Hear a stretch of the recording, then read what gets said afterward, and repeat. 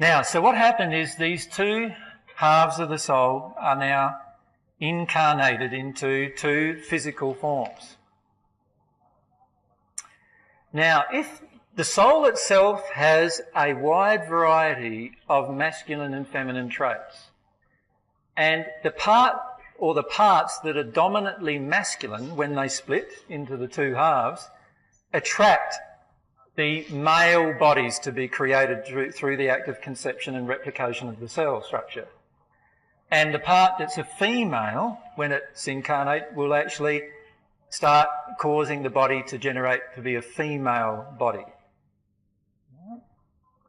And that's what happens in the process of incarnation. From the moment you are conceived, or you could say from the moment you are incarnated, you are now individualised. You now are experiencing things moment from moment from moment. And so these are little unborn children at this stage, sitting inside of mum's womb, and already it's experiencing. And what is it first experiencing? It's experiencing the emotional condition of its parents. So you know all of those unresolved emotions that you have in you? That little child gets bombarded with them the moment it's conceived. Does that make sense? Bombarded with them. And because many of those emotions don't feel good to even ourselves, of course they don't feel very good to the little child either.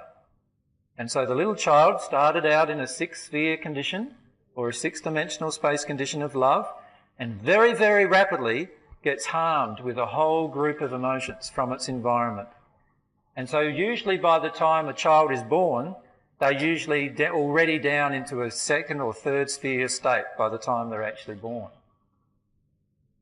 after being conceived in a six-sphere condition. And within a year or two of after being born, the child's normally down even into a lower state than that, into a high first-level sphere state generally. And the reason why is because they're getting bombarded with unexpressed emotion that they're then not allowed to express.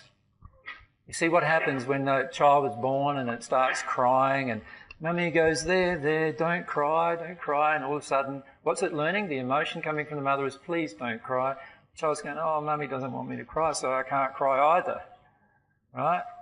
And so there's a whole lot of emotions that are bombarding this little child that it then suppresses because of the desires of its environment, which, of course, primarily the parents, but also all of the environment.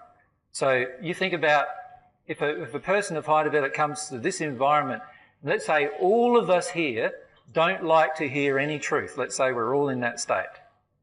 And a person who loves truth comes and stands in front of you. How is it going to feel for them? It's going to feel like a wall of, oh, nobody wants to hear the truth, isn't it? Can you see that?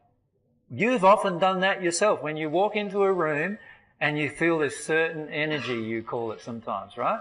Whoa, it doesn't feel too good here. Something's wrong here, is the feeling you often have inside of yourself, if you're sensitive, right? And the child is feeling those things because it's at its most sensitive condition.